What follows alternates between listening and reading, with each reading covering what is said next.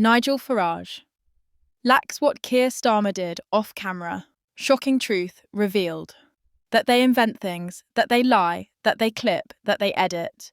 What you will witness in this documentary will prove to you this isn't about Tommy Robinson. BBC Insider raises questions about Laura Kuenssberg's coverage of Robinson before the election.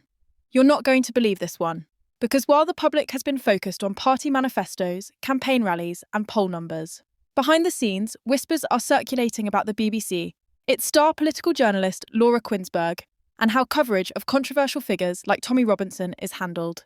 And now one insider's comments have poured fuel on an already raging fire. Welcome to Back Britain Unfold. It started with a report from a BBC insider who suggested that editorial decisions about Robinson's appearances and coverage might not be as neutral as many expect. They didn't provide evidence of conspiracy, but they hinted at a cautious approach that critics say looks like bias.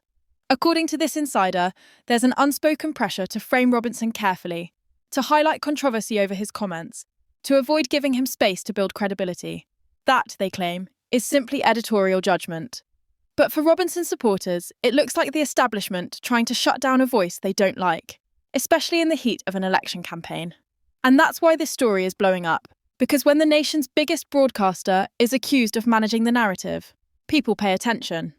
Reactions came fast on social media. One post went viral almost instantly. If the BBC decides who gets a fair shot and who doesn't, what's the point of democracy? Another viewer countered with the opposite. The BBC isn't plotting against anyone. It's protecting viewers from being misled. That's responsible journalism. Politicians weighed in too. A Conservative MP told a radio show, "This is exactly why so many people don't trust the BBC anymore. They see bias, plain and simple." But a Labour source fired back. The BBC gets attacked from both sides. That's how you know it's doing its job. And here's where Laura Kuenssberg comes in. As one of the BBC's most high-profile journalists, she has become the lightning rod for both criticism and praise. Some accuse her of leaning too close to the establishment. Others argue she's simply reporting the facts, no matter how uncomfortable. Now, why does all of this matter so much? Because the BBC isn't just another broadcaster. For decades, it's been viewed as the gold standard of impartiality, the place people turn to for balanced coverage, especially during elections. If that trust begins to crack, it doesn't just hurt the BBC, it shakes confidence in the democratic process itself. And this isn't the first time these questions have surfaced.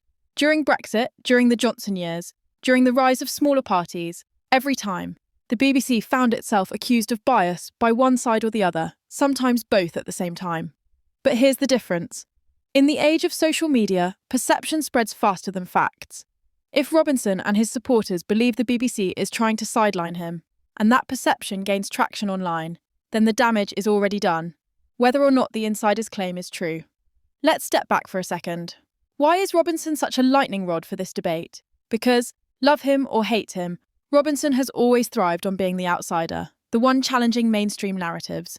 His critics say he's dangerous, divisive, reckless.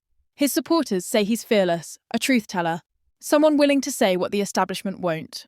That's why the question of how the BBC covers him is so explosive. If he's given airtime, critics accuse the broadcaster of normalising him.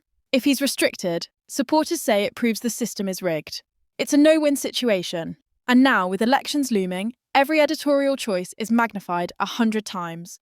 Let's be real. Public trust in media is already fragile. Surveys consistently show that fewer people believe mainstream outlets are truly impartial. Instead, they turn to social media, independent podcasts, YouTube channels, places they feel give them the unfiltered truth. But here's the catch. Those spaces are also filled with misinformation, echo chambers, and narratives shaped by algorithms, not facts. That's why the BBC insists it must remain cautious.